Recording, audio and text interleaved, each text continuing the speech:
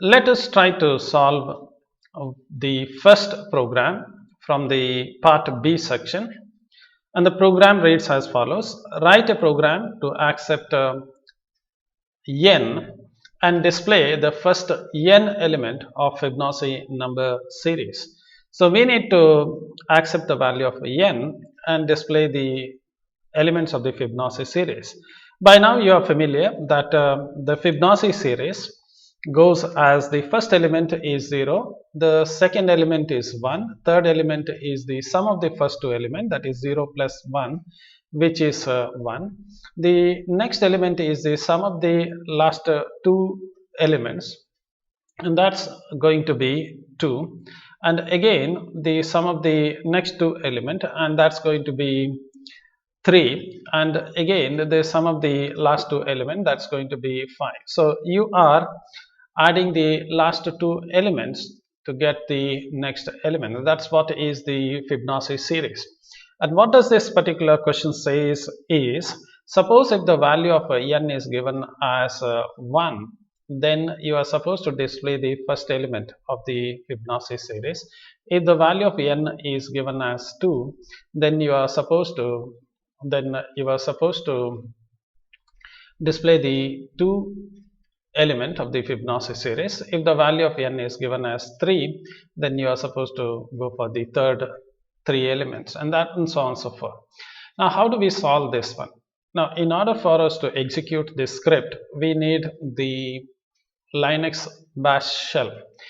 Now Linux is a different operating system, or Linux or Unix for that matter is a different operating system altogether. You need that operating system. However, there is a provision in Windows wherein you can get the Linux shell prompt inside the Windows. How do you achieve that thing? To do that, you need to go to the Windows here and then go to the settings. So you go to the settings of your Windows. So you have this settings here. You go to the settings, click on the settings. I'll do it one more time. So you go to the Windows and then the settings. Under the settings, you select the update and security. So select this option, update and security, click on that.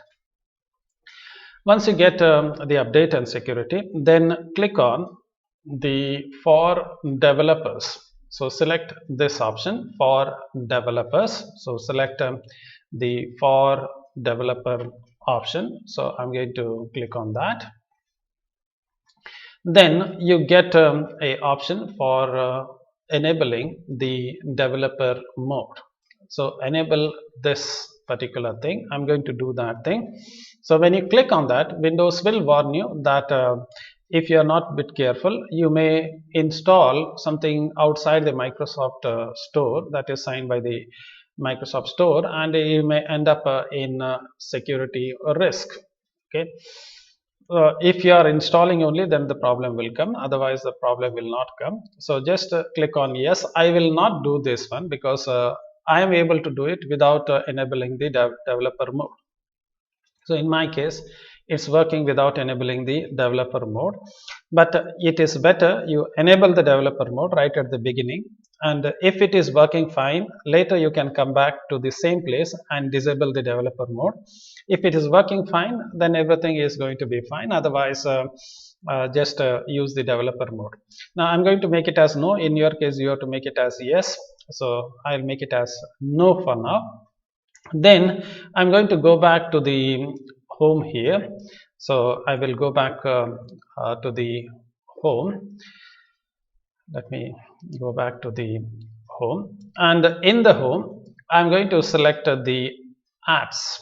So I'm going to select this option, that is apps. I install or uninstall, the uninstall in particular the apps. Once I do that thing, I'm going to go here for my program and features. I'm going to click on this particular thing over here, that is program and features. Okay, I'm going to click on that program and feature, and inside that program and feature, I am going to click on the turn on Windows features. So I'm going to click on that, turn on a Windows feature, click on that, and then you will have to search for, so you get one more dialog box. In this dialog box, search for, go to Windows W, you can go to W, and in the Windows you get Windows subsystem for Linux. You're going to get this option, Windows subsystem for Linux. Use that option. So let me zoom in for you. Use this option, Windows subsystem for Linux. Use this option for getting the Linux prompt. Click on OK, click on OK, OK, OK, and it will take some time. I will close all these things. Click on OK and OK and OK.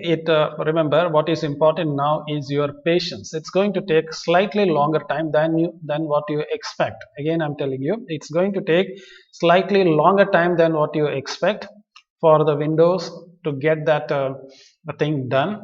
Once it has done that thing, it's going to ask you to restart the system. You will have to do the thing, restart your computer, and then follow the procedure whatever I am telling now. So assume that you have installed everything, and now you have reinstalled it. Now come to the Cortana prompt here, and then type the bash, BASH, type the bash, and you will find the bash command prompt here, and click on bash to get the things running, and you will see the bash prompt. Now this is actually the Ubuntu prompt that you are going to see. From here you can type your bash command. Not all the commands will be available, but you can try most of them, including the shell script, which will work fine. Now what I have done is I have gone one step ahead, and I have went to the Microsoft Store, and let me open that Microsoft Store here. So in the Microsoft Store, I have searched for Ubuntu. Okay, I have done that thing. I will not show you the installation. Ubuntu, I have done that thing. Ubuntu LTS, I have used the 20, you can use the 18 also. So I clicked on this one, and I have already installed that thing. Okay, it may take slightly longer time depending upon my network speed, and I have already installed Ubuntu 2040s, but the question is, do you need to do this thing? Remember, when you typed the bash here, if you are able to get the bash prompt, stop at that point. Do not venture into the next part, this part, unless and otherwise you are not able to get whatever I am saying. Okay, the reason is this is going to, I've already installed. If you notice that it is already saying that this product is already installed on your machine, so this is already installed. But if you install it, it's going to take 450 MB of download data that you are going to get. So you're going to lose a 450 MB data pack from your data pack. So be careful with that. Maybe you are attending many of the online classes, and if you consume 450 MB, it may be equivalent to 2 classes, maybe 1 or 2 classes. So be careful with what you are doing. So that's why this option is not really required. Also, this option is not really required because instead of that, for 500 to 700 MB, you get the full-fledged distribution, smaller distribution, which you can run on the virtual machines. So like for 700 to 800 MB, double what you are getting, you can actually install a virtual box and then fully run a full-fledged Linux operating system with its GUI. So that's why this option is not required unless and otherwise you really want to try with that. Now suppose if you have installed this particular product, then you can type Ubuntu here, So you can type Ubuntu here and then press enter, you get the Ubuntu prompt. Now what's the difference between this prompt and the Ubuntu prompt is that I will just get the bash and Ubuntu. I will get the bash and Ubuntu here. So you will notice that you find that the prompt is same. Actually this is the Ubuntu prompt itself, but bash will be the shell redirection, that's all. But you get everything here. So this is what you're supposed to do to get the Linux prompt. Now assume that you got the Linux prompt. Okay, let's go and let's try to solve the problem. For that I'm going to go and use the Notepad++. Suppose if you don't have the Notepad++ and if you have not heard about Notepad++, you can always download Notepad++, which is a free editor. Only thing you need to do is go to the Google and then search for the Notepad++ for Windows 10. If you do that thing, you will find the notepad++.org, and you can go there and you can download the latest version. It will take less than 10 MB for it to download and install it. So this is the Notepad++ that I am using it. I have just made it slightly zoomed out so that you can see whatever I am typing. Now when you start typing something, the Notepad++ by default will not highlight the syntaxes. The reason for it is it does not understand the script that you are trying to type. To do that, go to the language. So go to the language menu here and you have to tell the Notepad which language you are using. So since you are using the shell script, go to yes and then type then select shell. So this time it knows that you are trying to type the shell, and as it recognizes the syntax, it's going to tell you that you are typing the proper syntax or not. So this way you can avoid the silly mistakes that you can do it. Now the question is, can't you do it on your bash prompt that you are using? Can I do it here? The answer is obviously you can do it here, but because most of you from your childhood are familiar with the Windows, you may not like to type something on a black and white editor. Okay, it is not that you can't type it, you may not like to do that. That is why I am giving you this option, because you are all familiar with the colorful world. For a person like me who is a very old person, for them this may be fascinating, because when we were in the childhood, this is the only option that we had, the black and white options. You have color options, and you may not like to see the black and white part of the world. So that's why I'm using this. There is nothing wrong in typing everything on the editors which are available on the command prompt itself, and then do it, but it's okay. Choice is yours. I will not force on to you. Let's go ahead and let's try to solve the problem now. Our problem is to first accept the value of en. So let's try to accept the value of en. So I'm going to say echo enter the value of en. That is what is required, and then I'm going to read the value of en. Now in the Fibonacci series, you know that the first two elements, f1 and f2, let's say the first two Fibonacci elements are fixed. Okay, you need to count what is f3. F3 is nothing but this is not the syntax, please. F1 plus f2, you are all familiar with that, and you repeat this one. This is not the way you do it, but you are all familiar with that. So let me say, if the person has asked me to display the first element, so how do you say that? If okay, $n is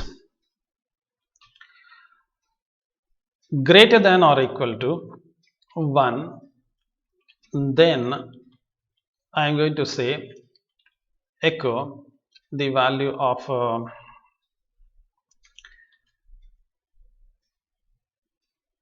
f1. That's the only thing.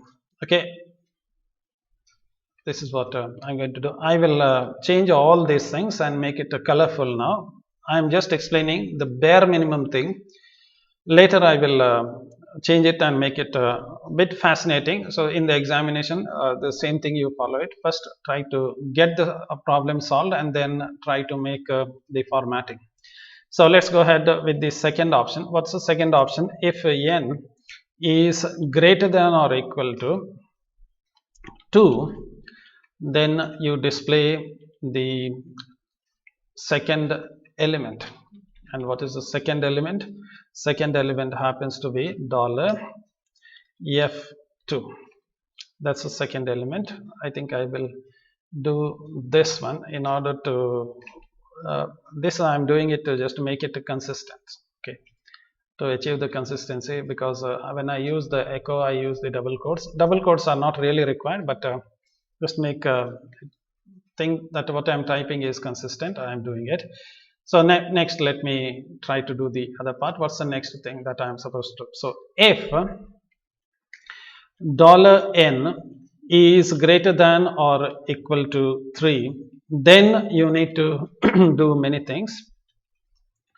So let me close the end if here. So what are the things that you are supposed to do it? You don't know how many elements are there, and this is going to be repetition, you know very well. So when you're doing it, what you're doing, you take f1 is equal to 0, then you take f2 is equal to 1, then you say f3 is equal to f2 plus or f1 plus f2, whatever you say, f1, and then you shift the value. F1 is equal to f2, and then you say f2 is equal to f3, and then you do repeat this again and again and again and again until the value of n is achieved, until you get n. So you need a counter for that. So let me take the counter. Okay, let me take the counter is equal to 3. This is the third element I am printing. First element I have already printed here. Second element I have already printed here. This is the third element I am printing. How many times I have to repeat the loop? So I'll use the while loop, which by now all of you are familiar. So while loop, while my counter that I have is less than the value of n.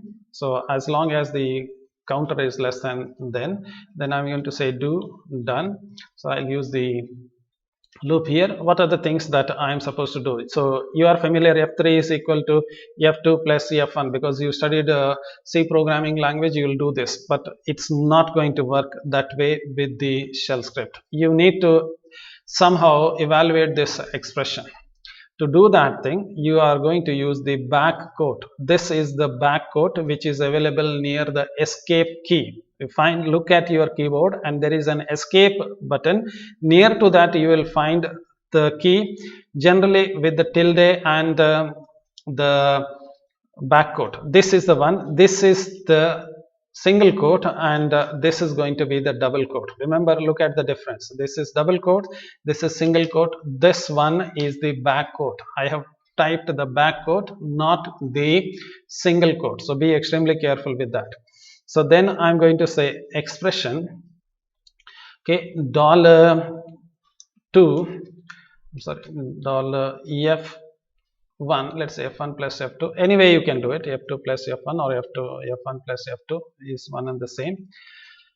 And again back quote. So this is back quote. Okay, you see it is highlighting it and saying that I know what you are trying to do. Okay, so f3 is equal to that. Then what is the next thing that you're going to do is you're going to say f1 is equal to $f2, and what's the next thing? f2 is equal to dollar, not pound, $f3. That's the next thing, and I need to increase the counter. So counter equal to, again back quote. This is back quote. Remember, expr to evaluate the expression, dollar counter, whatever the value of counter was there, plus 1. Counter is equal to counter plus 1 in your C programming language. That's it. Okay, and this is what you are supposed to do it. That's not the end of it. Maybe you like to print the value of f3, because I want to show it to the world what is the value of f3. Again I'm using the double quote, which is not really required. I'm going to print the value of F3, and that is the end of it. It's going to repeat again and again and again until everything is done. So this is your program that you are supposed to do it. If everything goes fine, you must be able to run this particular program. Now you have typed this program. Let's say select everything from your windows, select your full program, copy it. Okay, now go to the command prompt here. Okay, then type either you can type VI editor if you are familiar with that, or I'm going to use the Nano Editor. If the Nano Editor is, I think a Nano Editor will be there. Type Nano, okay, and you are going to paste it. However, to be at the safer side, I will not save it at anything and everywhere I like to save. First of all, I would like to go to my desktop in your Windows, okay, or in Unix it is called as my home directory. So I want to go to my home directory, and then I'm going to create a folder there where I'm going to keep my exercises, so that it is easier and it is also a neat way of arranging the things. So how can I quickly go to my home directory from any location? Just type cd, that's all. Don't type anything, just type cd and press enter. It will take you to the home directory. I'm there in the home directory previously, so it will take me to the home directory itself. Next, I'm going to say mkdir make directory. I'm going to say BSC. So I will create a directory called as BSC. Press enter. If you want, I can zoom it. Let's say, is it possible to zoom? Okay, so I am creating mkdir BSC. Press enter. I have created it. I'll just type ls to show you that BSC is there. You can see that BSC is there. I will go inside BSC. So change directory to BSC, cd to BSC, press enter. So I'm inside. You can notice that I'm inside BSC. I'm inside BSC. Okay, now here I'm going to start my Nano. So I'm going to say Nano. If Nano is not there, please let me know. You can use the VI editor. I'm going to show you the VI editor story also, but let me show it in the Nano first, because you are all familiar with the colorful world. That is why this will slightly better than VI. Okay, so let me say ex number. I'll take exercise 1. You can take any exercise, exercise AB1 something, exercise, I think exercise part B1 dot sh. I'll give the sh as my file extension. Press enter and you will get the Nano Editor. I will zoom out for you to just to see how it's going to appear. So this is your Nano Editor. Now let me zoom out full. Let me bring it into here. Now in this particular editor, what you notice there at the bottom side, you have all the control. Now if you were in my time, we had something called as a word star, one of the greatest software that was used during that time, editor, which had the same kind of things, all these things. Now what you notice here, let me zoom in. At the bottom side, you see this symbol, okay, the symbol, caret symbol. So this symbol that you see on your keyboard also, you will see that you are not supposed to type that from the keyboard. This indicates it's a control. So you are supposed to type the control W to do something. So remember only this part. You will do only this part. Control O to write the file. That means writing is same as saving your file. Control R to read or open the file. Control X to exit. Remember only that part. If it is not there, just look at the bottom side, you will find them. Okay, so it's much easier. Is it easier in VI editor? It may be still easier, but I will show you later how it can be done. Now what I've done, I have copied this one, copy it, go to the here, just right click on it. whole thing will come in the Nano Editor. Now you need to write this thing. Okay, you need to write this thing. How do you do that thing? So here it is already written here. You can notice it is written here. You need to type write out. You need to write out. So Control O to write the content. I'm going to do that thing. So Control, let me click here, and Control O, and it's going to say what is the file name. It's the same file name. You can change the file name, and there are some other options are available. You are not going to do all these things. Press enter. That's the end of it. It is written. Okay, so what did you do? Control O, after pasting, Control O, press enter, it is written. Now you need to exit this. So what's the command to exit? Control X to exit it. So Control X to exit it. So I'm going to use the Control X to exit. You are there at the prompt. Now if you do ls, list the structure, you will see that exb1.sh is there. How do you execute this one? sh exb1.sh, that's a file. Press enter. It's going to say enter the value of en. I'm going to type the value of n is 4. What I'm going to get? Oh, I'm getting 1 less than that. Okay, 0, 1 and 1. I'm getting 1 less than that. I should get the next number 0, 1. These 4 elements, so I'm getting 3 elements. So let me go here and let me first correct that one. So what am I supposed to do? I am supposed to do this one, only one small change. And what is one small change? The small change is with the while loop.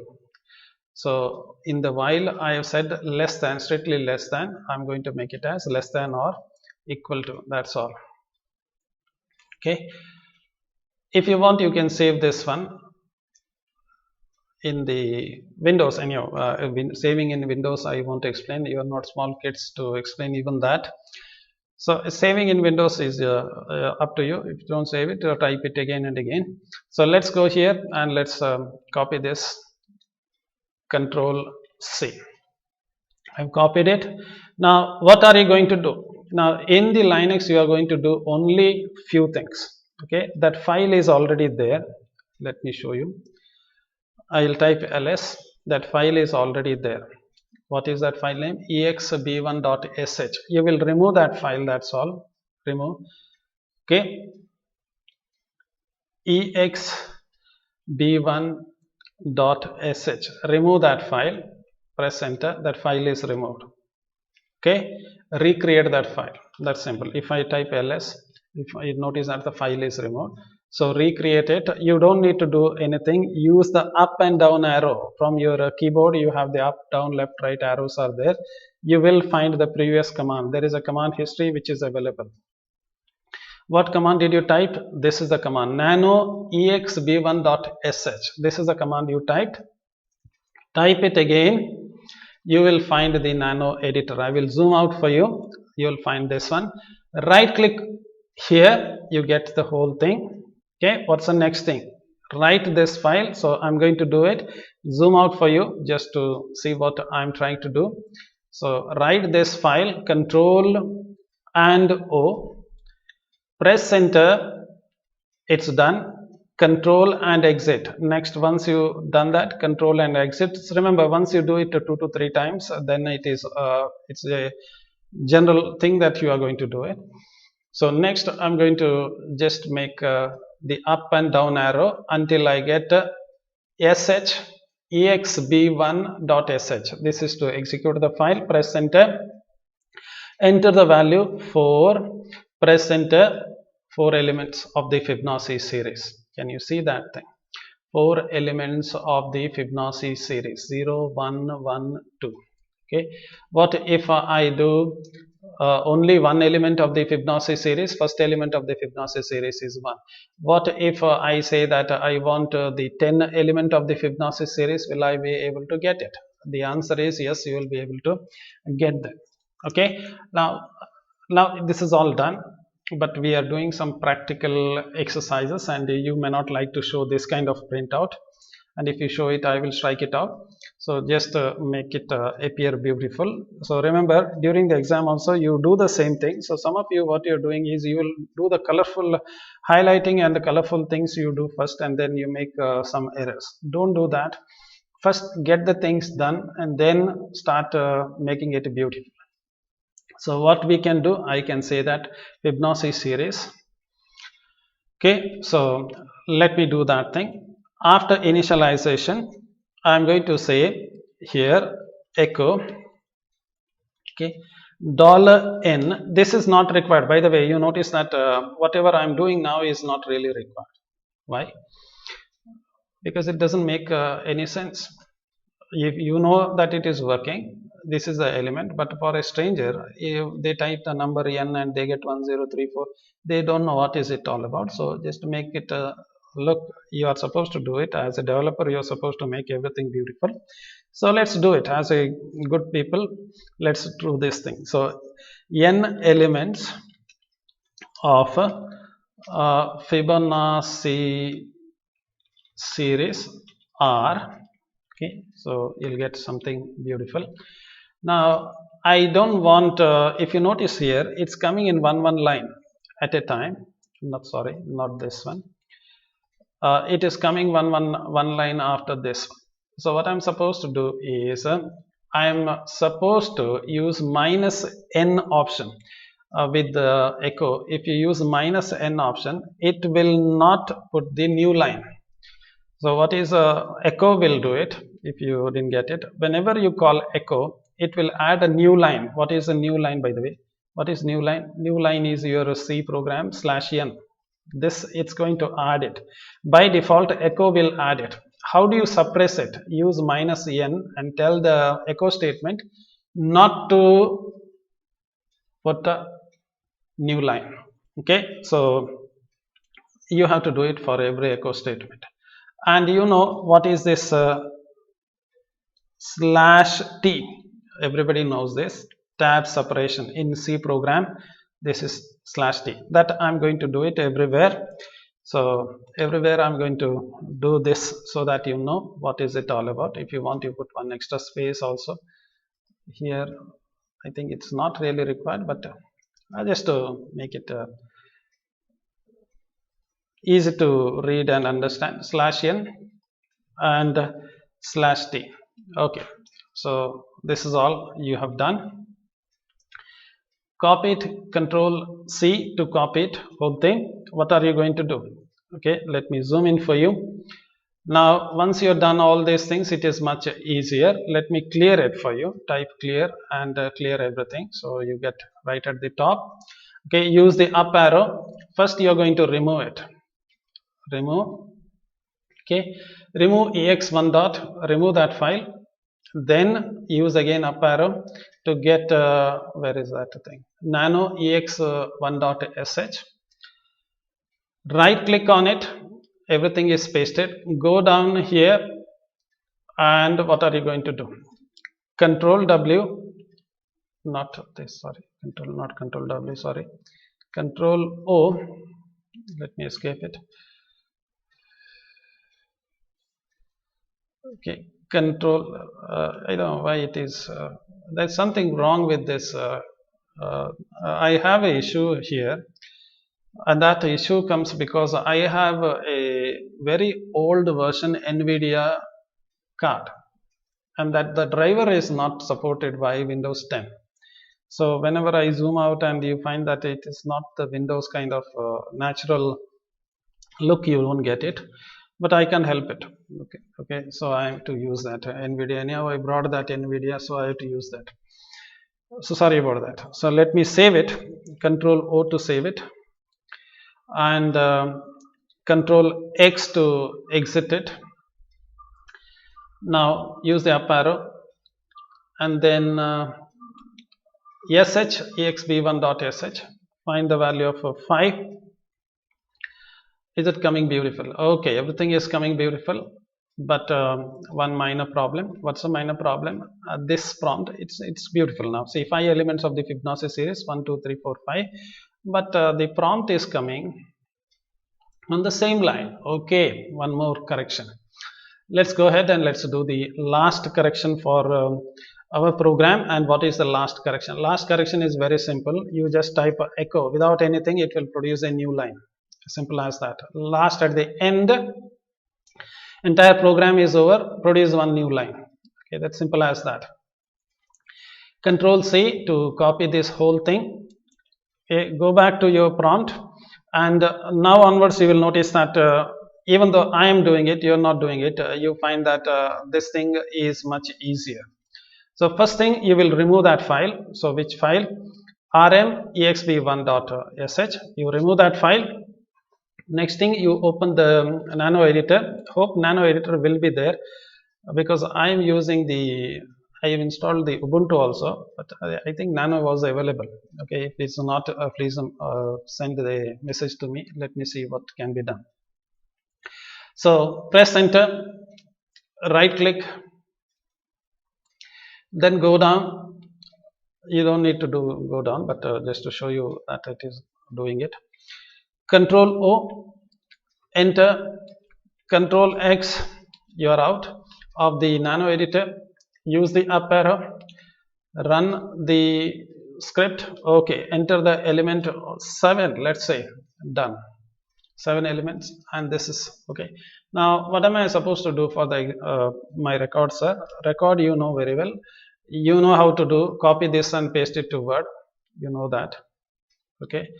Save it. You know, again, if you click here, it's going to say save as, and you know, you go to my documents and save somewhere. I don't know where you want to save it. You save it. Save the program. I copy it to Microsoft Word and put the heading and all those things. You are all familiar. You've studied all these things. What about the output, sir? Take the output, copy this, okay, copy up to here. You copied it, okay, copied it. Okay, so how do you copy it, sir? So copy it, very simple, sir. Right click on it, that's all. Highlight it, right click on it. I'm going to paste it just on the Notepad itself. So I started a new version. You know how to create a new file. It's very simple. You click here, you'll get a new file. Right click and paste it. You get the thing here. Okay, just to show you that it is possible. Control C, again press enter, Control V. That's all you need to do. And maybe then, you know, you are all familiar. If the answer is not coming, you will generate the answer. You are familiar for all those things that follow. That is up to you. So this is your first exercise. Please try this exercise and let me know whether you are able to succeed it. Then I will give you the other exercise.